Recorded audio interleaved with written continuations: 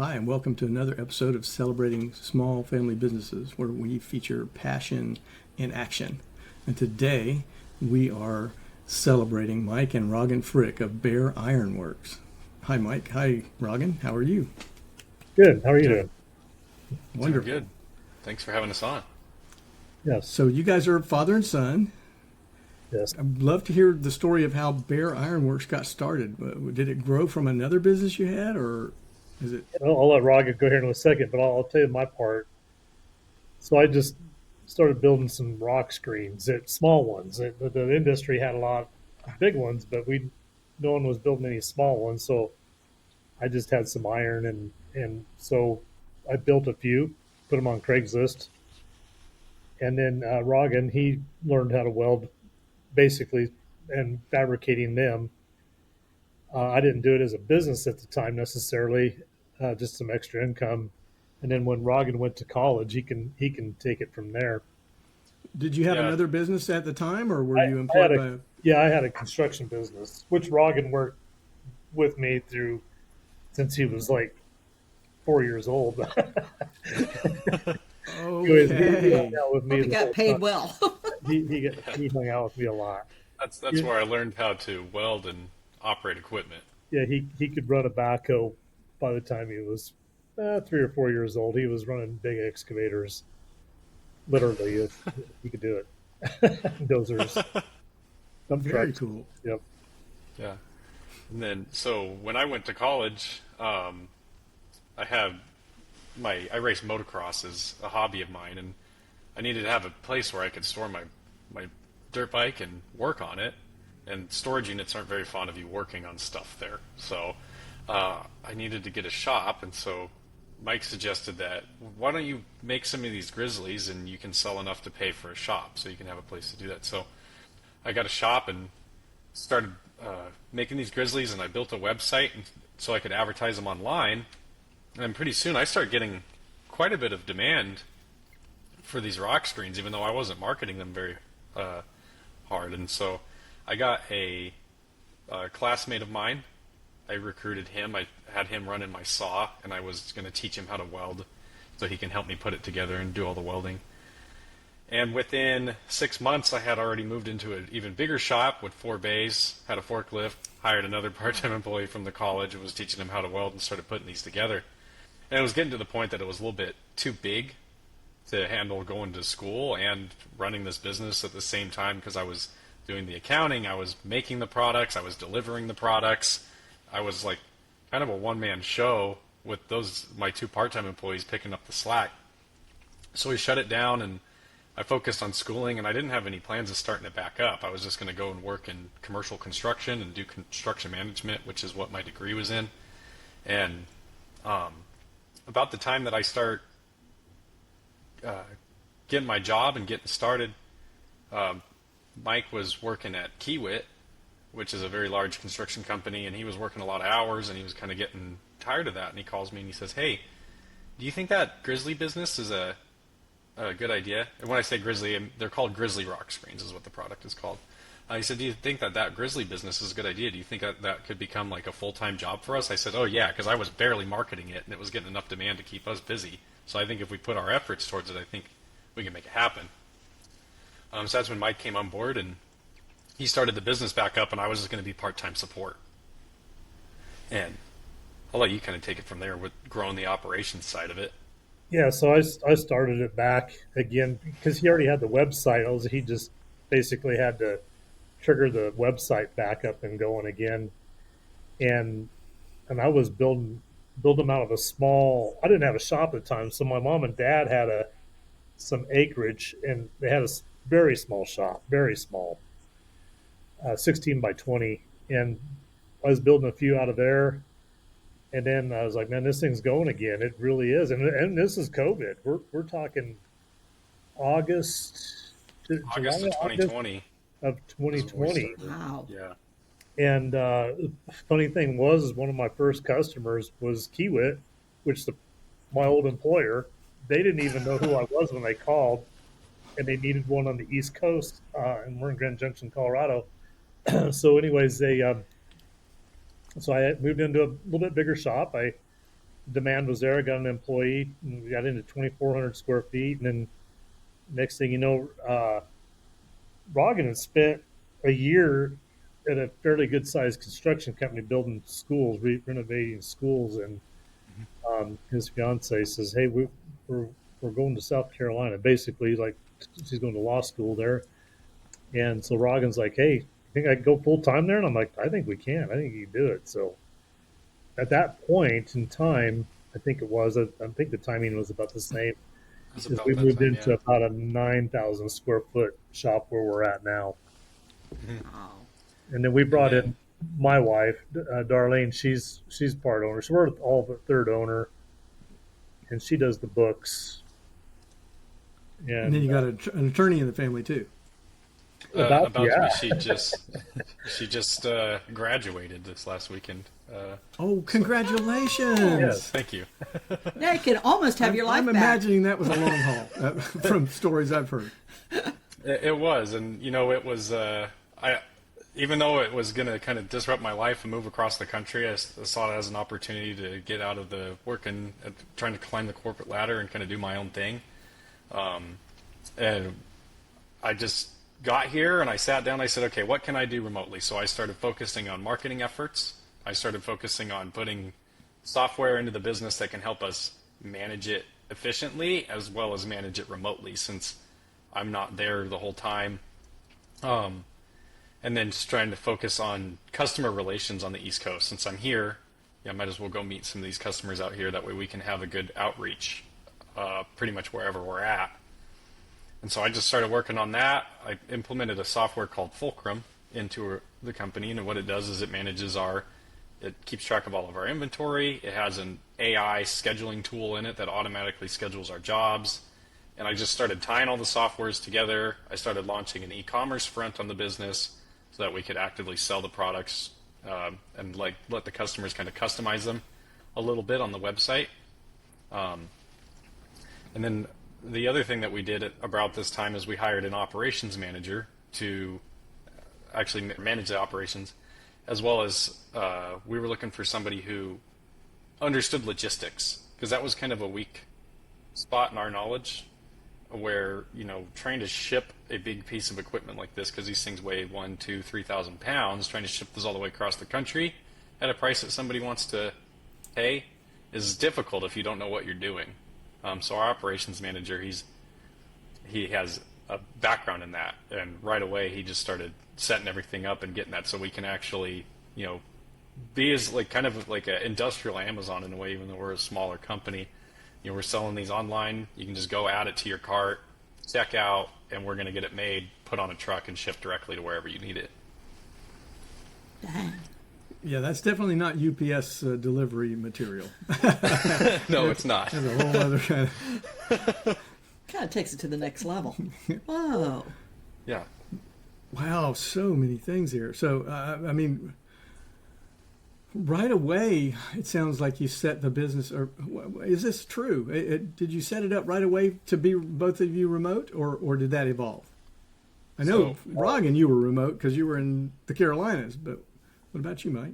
yeah. I mean, what had happened is just out of timing. My wife had we'll call it a situation. She was a nurse. She was managing at a hospital here in Grand Junction, and so we had the opportunity to go to Phoenix. And I've always wanted to move to Arizona, anyways. And about that time, Roggen had already said, "Hey, we're getting this thing done remotely," and it was going great. I mean, it was pretty neat. I'm like, well, looks like I can do the same thing. And that's been our goal for the company to work for us instead of we working for the company. Maybe you always hear that, and so that's kind of where we're still striving to get to. And it's been working pretty good. I mean, it's not without problems here and there. You're always going to have something come up. It's constant. Mm-hmm. But we're as a team, we do well. I mean, um, I think, maybe I've said this to a lot of people. I watched a movie about Henry Ford and his son, and it really hit home for me because I didn't want to restrict Roggen and anything that he did with the company, because I know that he's got the talent to, bring in new things that I've never heard of, especially, managing this company with this fulcrum, um, and letting them do that and all kinds of things. So, and we all get together once a week and we all have a meeting between my wife, Roggen, and myself. We have a meeting and we talk about whatever needs to be talked about and make decisions. And we don't really hold anything against anybody. We just kind of work through it. You have a business meeting. Yeah, we do. We do. We've separated our kind of our family, I guess you might say, and we consider everybody a business manager. Just like if he was a real business and he wasn't related to him. Mhm. And that's kind of how we operate. Smart. Wow. You guys, I mean, you're just nailing it one after another after another. This is for what has worked and what works. You brought managing those roles, kind of changing hats, and being able, like Roggen, right when we first started, you referred to your dad as Mike instead of Dad, and that's huge, right there. Separating those roles in the business. We're three partners, and then family's a separate thing. Yes, they mix, but in each realm, one has to be dominant. And if you get them mixed up, boy, you got troubles. Yeah. Yeah, I think we're pretty good at drawing a line of like when it's time for business, and we need to talk about business and get business done. But then when it's time to be a family and go have family affairs and do whatever it is we're doing, we say, hey, we're not going to talk about business. We're going to focus on whatever we're doing, whether it's a vacation or having a holiday or whatever it might be. That's when he's from 9 to 5. He's Mike, but after that, he's Dad. Yeah. Roggen, growing up, you said, I think you started working for the company, your dad's construction company, maybe at 5 and learning to run equipment and all that stuff. What was that like growing up? Was there any sense of pressure or expectation around what the future would be of that? Or was it just, hey, you're here while you're here? It was something that was like, I'm here, might as well learn. I mean, I wasn't forced to work or anything like that. I could hang out in the truck. I'd have a dirt bike or a four-wheeler, and I'd go right around because the work that he did was mainly abandoned mine closures. And so we're working up in the mountains and stuff, so I can go explore and, check out the trees, do some sightseeing, but come back and he'd show me how to run an excavator and how to do some work and let me swing some dirt.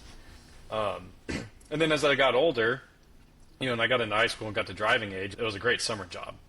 I could learn how to weld. I was even managing a little crew of like 2 or 3 people on one project when I was like 17. But I didn't have any pressure to go into construction. I actually was going to go into movie making is what I was originally going to do. And he had no influence on my decision of what I wanted to do with my career, but I just started looking at everything and said, there's a lot of people that want to make movies, and it's a very hard industry to get into, and I'm not sure if I necessarily like that industry as much, where I already know quite a bit about construction. I'm already in a pretty good spot for it. I might as well just go double down, get the degree, and see what I can do with it from there. Well done.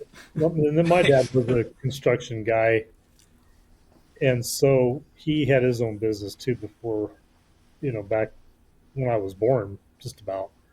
And so Roggen would go stay with my mom and dad. My dad always had a backhoe around, so Roggen always wanted to run the backhoe, and my dad would say, okay, just dig this trench here and come get me when you're done. And he could play out there. He lived on a chunk of land. He just dug trenches and backfilled them and learned how to run a backhoe. And then even, I think, even about, I don't forget that one. But so I did a lot of oil field work too, and we did a big oil reclaim pit, had a lot of mud, and I don't know how old you was then. How old was you then when you ran that dozer? I think about 13. 13, yeah, 13 running the dozer. I mean, it was a major. I mean, he's in mud. The mud's about to come up into the cab, and he could back out of it. He learned how to run that dozer without getting stuck. It set me up pretty well. I mean, when I entered the construction workforce, a lot of the problem that you have in construction management is you get kids that, you either get somebody that has the field experience or somebody that's educated in it, but not a lot of people that are both. And that really set me apart as a candidate for hiring. And it helped me excel because I had like every employer wants, 20 years of experience when you're right out of college. And so I already kind of had that. I already had like a lot of work experience under my belt. I think it was a great opportunity. You were the unicorn they were looking for. Right. Oh my gosh. The funny thing about that is he was working for a sizable company, like I said, renovating schools straight out of college, and he thought he was going to be a career with these people, and it's a good company, and when he decided to move to South Carolina, he went to him and said, "Hey man, I'm quitting," and he was the project engineer there, kind of running the project and all. And then they invited him to a Christmas party. I think I got this story straight. They offered to hire him back and buy the company. We'll just buy Bear Ironworks, and they offered him a sizable amount of money. So we've been offered by two different contractors to buy the company, and then they wanted the other contractor wanted both of us to go work for him. But that's a pretty big compliment right there. Yeah. That's a self-confidence builder too, right? Yeah. Hey. And also a confirmation that you're in the right place at the right time. Mm-hmm. Yeah. If people want you, then you're Right. good. Yeah. Cool. Well, But, so yeah, one of the, sorry, go ahead. it doesn't go without problems. I mean, we have our problems and employee problems or logistical problems of some sort, and we got to get together and talk about things and figure out what we need to do. And they ain't all roses all the time. No. No, it never is. And you'd be bored if it was. So I think sometimes we get to going and we have some major problems that we have to deal with, and we're like, oh my gosh, we got to deal with this, And then I think Roggen and I, especially, and my wife, we kind of sit back and go, we're not working for somebody. Remember those days when we was working for somebody and how we didn't want to be there? And even when we have those problems, we're like, you know what? I still want to be here. Yeah, because you can be the one to decide how to solve the problem. Right. Too. And we'll get So through it. speaking of that, challenges or problems, what is something that you've overcome together that's noteworthy that maybe other small business owners could learn from? Boy, I don't know, Roggen. There's been a few. If you want to talk about any. I mean, I think one of the bigger ones was we hit a point.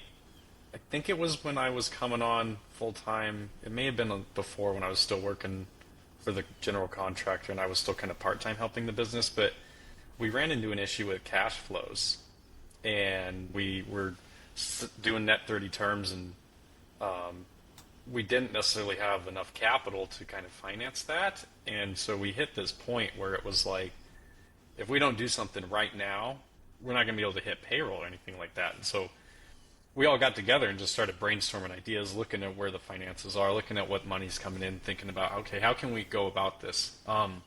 Because something that we had done up to just until like a couple months ago is we hadn't taken on any debt at all to do the company. It was self-funded and it was self-growing.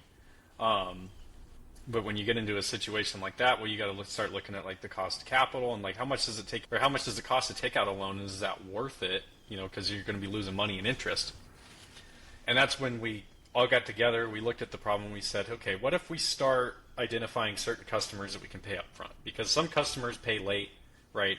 We're offering credit to every single person that wants to buy a product, and that's not the best way to go about it, because some people aren't going to pay back.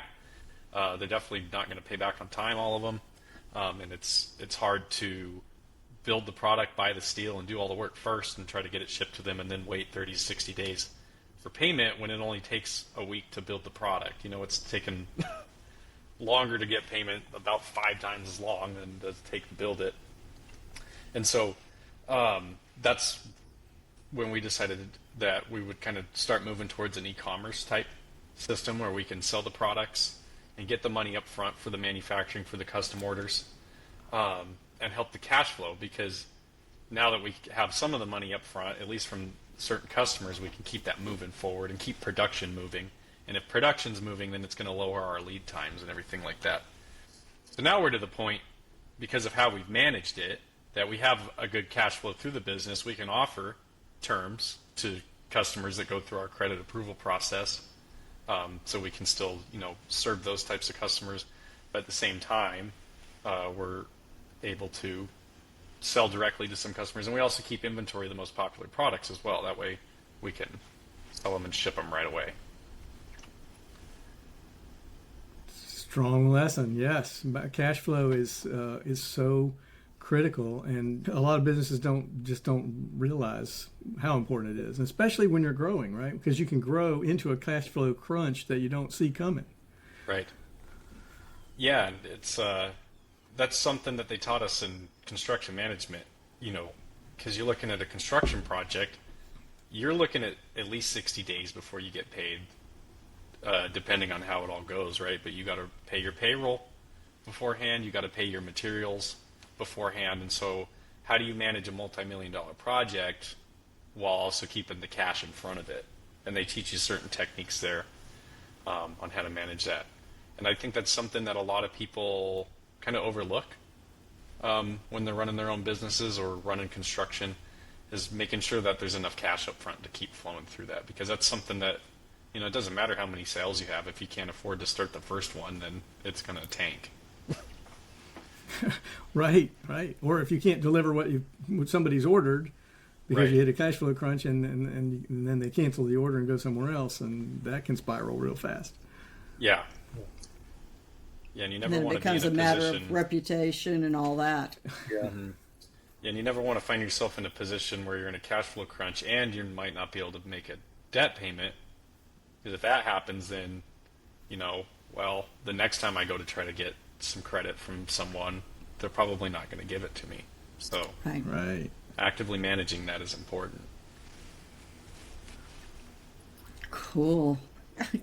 What's another favorite question you ask? My favorite question is, what have you learned about each other in this whole process? Because especially father-son, you had a certain view sometimes of what you think or what you hope, and then you're in a business here. So, and same thing back to you, Roggen, to Dad. He's Dad and has a certain role. So what have you learned about working together? I knew that Roggen did very well in school. I guess I encouraged him to let loose. So he rides motocross. So he's kind of this kid that I would describe to somebody that he's a nerd, but you'll never tell it by looking at him or talking to him. Cool. 'Cause he's very intelligent, but I guess I've seen that a lot more. I know that he was good at what he did when he come out of college, and then coming into the company, I worked with a lot of young engineers coming out of college when I worked for Kiewit, and he is one of those guys that the superstar type guy. And I'm not saying that just because he's my son. He was at the company he was at before too. Maybe it sounds a little bit braggy, but he's been a huge help in growing this company. It's been pretty awesome. And I think takes on a lot of role, and I don't have to worry about things a lot. Maybe I do that a little bit too much sometimes, and I'm like, oh man, I got to get more involved. But yeah, He's got it.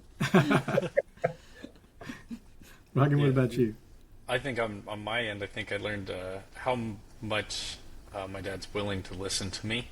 I think a lot of parents probably wouldn't be so willing to give the reins to their kid at this young of age and just say, hey, let's roll with it. Let's see what your ideas are and where we can get there. And I think that's been very helpful because even when it comes to things that, Mike might not understand, especially when it comes to like online marketing and SEO and trying to get the website going or automation with software, even if he doesn't fully understand what it entails, he trusts that I do, and he trusts that I'm going to get something put in place that's going to work. And I think without trust, something like this wouldn't be a feasible relationship. Right. yep. So strong. Wow. I'm very curious. You said you set this up to work remotely kind of from the beginning, and you've hired an operations manager that with a logistics experience. So, I'm kind of calling these themes out so people hear it. You talked about roles, really, defining roles, and also recognizing strengths and recognizing gaps, and where you had a gap, you filled it with somebody that strengthens the whole company that way. And that's just really like smart. And so when you're managing remotely, how often do you go back to the headquarters and check in? I think there's an owner once there. a month. Yeah, I'd say there's an owner there at least once a month out of Yeah. one of us three. The way that it's set up and the way that it's operating, our operations manager, he does an amazing job at making sure that everything's ran the way that we want. We tell him to do something and to say, hey, we want to see an improvement in safety, or we want to see an improvement in this operation, or we need to change something and do this. He asks the questions that he needs to know, and then he runs with it. And so we're fortunate in that sense of having a good guy in place. But it's important for us to be there, to be able to incorporate our values in the business, and to make sure that we have a good culture there, that we reward and recognize the employees, because we might not see, the day-to-day operations, but we do see their work, because even though I'm all the way out here on the East Coast, I visit customers and I see the products and I see how they're using them, and I can see if something was good quality or not. So I'm seeing the end result, even though I'm not seeing them actually physically do it all the time. Yeah, and I think one thing too is I was in business since I was 24. I started my own construction, and really the whole time I was in business, I kind of failed really because I was the only one making the decision, and it really bothered me that I couldn't get a construction company up and going because I knew how to build things, I know how to do the work, and I did it well. So I went to work for a company, and they were sizable. They was like $1 billion a year type company, and they didn't do things right. I'm really big about schedules. I think Roggen has learned that through construction management, that schedules is key. Well, this company wouldn't hold to a schedule. They wouldn't plan. And they were making money. And I'm like, why are they doing so well? So it was a father-son thing. And the son had just taken over, and it wasn't the kind of dynamic that we have. He was just kind of going for it. But they had a bunch of guys that were high up in the management that helped make the decisions. And I thought to myself, those guys are still making decisions. They're helping with the decisions. There's not one guy making the decisions. And I think when it's left up to one person making the decision, that is not a good plan. It's very tough to grow because you could go, I'm just going to go spend this money over here, and there's not somebody else over here questioning you why you're going to do that. So the three of us, like I said, my wife, she does the books, and she doesn't have the background in this, but she does have background in management and managing people and seeing things, and we get together like that, and we're able to make some really sound decisions doing that. I don't think the company would be as big as it is or as successful if we hadn't done that. Smart. Nice. So you've both brought, I think, lessons from a corporate environment to bear in your business. I think when we had our pre-call, you said we're running this as a corporation, not as a family business. Right. Yeah, because there's a lot of different principles that they do, right, that are kind of important to learn. Like, there's a reason corporations are successful, right, and the things that they do. I'm not saying every corporation runs perfectly, but there's common principles that they all have, and one of being is like the company culture and developing that. That's something that small businesses don't focus on quite a bit. Every company has a company culture, but not every company knows what their culture is. And so if you put some effort into developing that and saying, hey, I want my employees to be happy, I want them to be relaxed, and I want them to have time off, right? So that's one of the things we did is we do a 4-day, 10-hour-a-day work week. So every weekend that our guys get is a 3-day work week, and that's part of our company culture is we wanted to not overwork our employees. And so you have it whether you know it or not. So make sure you develop it into something good, because if people like working for you, then everything kind of falls in line, right? Like if people like being here, well then they're going to take your safety message, and your message is about safety, and they're going to be safer. Well, if they're safer, then they care about their job, their quality is going to fall in line, and then it just kind of all falls into place when you're managing with the culture from the top down. And that's what all corporations do, and that's how you can hire anybody at a corporation to do any job, because everybody around them can assist them and say, hey, this is how you do your job, or this is how we do things here. And that's how you can have a disconnect from the top all the way to the bottom in a corporation. And so we could try to do the same thing in our sense and pretend like we're a business, or big, like, I mean, we are a business, right? But You pretend are, that yeah. we're like a bigger business than we are, and give that presence. And if you fake it till you make it, right? Well, no, I would say sort of, but I would also say it's principles. You know, there's principles, strategies, and tactics. That's one of my things. And when you work, well, maybe principles at the bottom, because that's the foundation, and then strategies, and then tactics. Tactics change all the time, but the principles are the guiding. You know, that's what guides. And you're talking about, you know, principles that build big companies. So those principles should be sound throughout any size company if you get down to the principal level. You know, we can't hire just when it's just the two of us. We can't hire a whole big staff, and you know, you're this and you're that and you're that. So you know, that's more of a strategy. But the principles of you know, having defined roles and you know, that everything that goes with that. Communication. Clear communication. Yeah. I don't know about our culture. We're gonna have to talk about our culture. I think might need adjusting. As long as I'm in charge, it's okay. That's the culture. So what is next for Bear Ironworks? So the upcoming year, we're looking to grow our product lines. So we serve the civil construction industry. Our main products are the rock screens, our bedding boxes, our concrete washout tubs, and our tracking pads, which all serve mostly civil construction, but also some of those products go into all sectors of construction. But we're looking to expand our product lines to better serve those areas as well. We just launched a new product called the Snow Pusher that we're going to offer for contractors that do snow plowing in the winter. So it's an attachment for a skid steer. And we're looking to launch some other products. We got some other stuff in the works that we think will be good.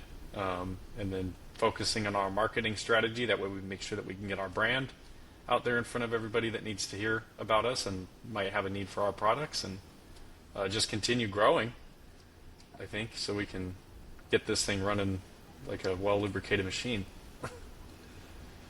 Oh, that's wonderful. Well, we will look forward to watching that growth. So your website is Bear, B-E-A-R, right? Yes. Like the grizzly bear, ironworks.com. .net. Right? .net. That's right. I see. Thank you. I knew there were, I hesitated there because it's like, oh, yeah, .net. BearIronworks.net. Okay. And so you have e-commerce, you have a store set up on there for people to at least see the products and buy some of the smaller ones. And if they want custom, they can customize it. And then they can call the company and order whatever they need. Yep. We offer all of our standard product lines on our website. You can just click and buy. We have all the most popular configurations and everything that you need on there. But obviously, you know, some people need something a little bit specific for what they're doing. And we're always willing to help you find the solution that you need.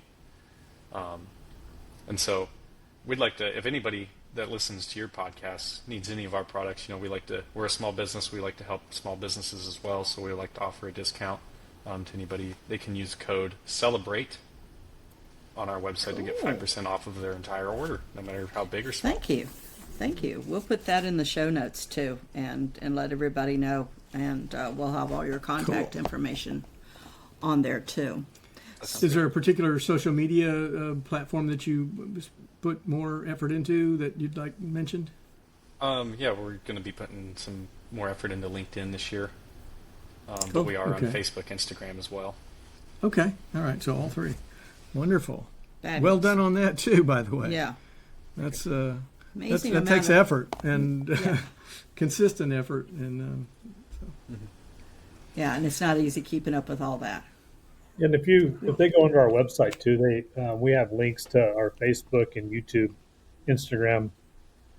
On the So they website. Cool. Yeah, they can click on there and watch our YouTube videos about our You've got product. some YouTube, Right. that's right. Great. Is there any other words of wisdom you'd like to shout out to for our listening audience or watching You know, audience? One of the themes I've been preaching is when it comes to problems, because problems arise all the time. Sometimes somebody causes the problem. Sometimes the problem just arises from somewhere where you might not have any control.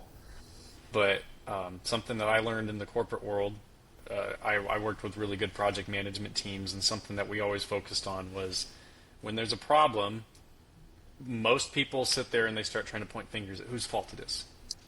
Don't worry about that. Try to focus on getting the problem solved first. Get through it to the other side. That way your operations can keep moving forward. And once you're on the other side of it, then you can worry about, okay, whose fault it is. Because, maybe in that situation, maybe the person's whose fault it is came up with the solution and they owned that problem and they made it better. So you want to focus on blaming it after the problem's dealt with, after the result is seen. Nice, So nice, smart. and avoiding that way you're avoiding repetition. If you focus afterwards, it's much easier to see the whole picture rather than just the initial panic. Right. Yeah. Nice. The more you can keep your calm, the better off you are. Yes. Yes. Exactly. Wonderful words of wisdom. Thank you Yeah. so much for spending Gentlemen, this time with us. thank you. This was Thank you. fun. Pleasure to meet you both, and like I said, we look forward to watching Bear Ironworks grow. Yes, Yep. Visit us again. we will. Look forward All to right. it. Thank you.